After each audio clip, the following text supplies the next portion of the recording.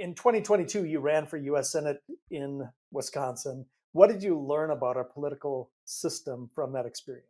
Well, I'll point to two things. One is that the so-called exhausted majority, which are most people who are not hyper-partisan activists, who are just going about their normal days, want a more rational system and leaders who can help bring us together. That exhausted majority is real.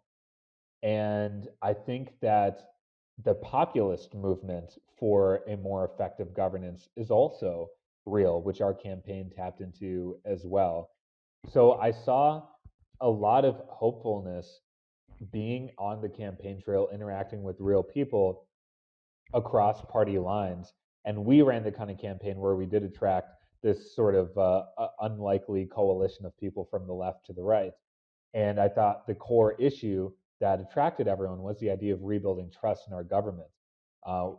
Whether you're from left, right, center, a lot of people just don't trust what's going on right now, and for good reason. And so talking about changing the system was very attractive.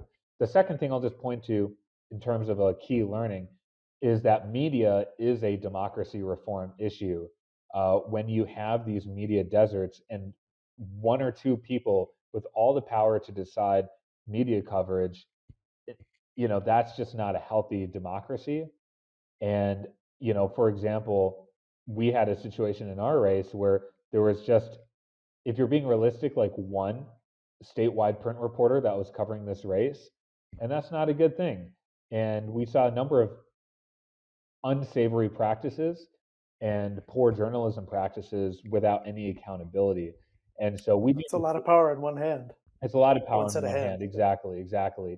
I'm a big believer in debates, by the way. We need more debates. We only had one at the very end of the process after most of the early voting, I think, had already happened. So I think increasingly you're seeing the playing field move towards big money and ads as opposed to ideas and debates. And we got to change that. And so I think any politician who's afraid to debate is someone who needs to re-examine things. And I loved our debate because that was our big breakthrough moment. A lot of our dreams came true after that debate, and so I just think that was a key moment. So I would say the goodness of people and the role of media as a democracy reform issue are the two big things.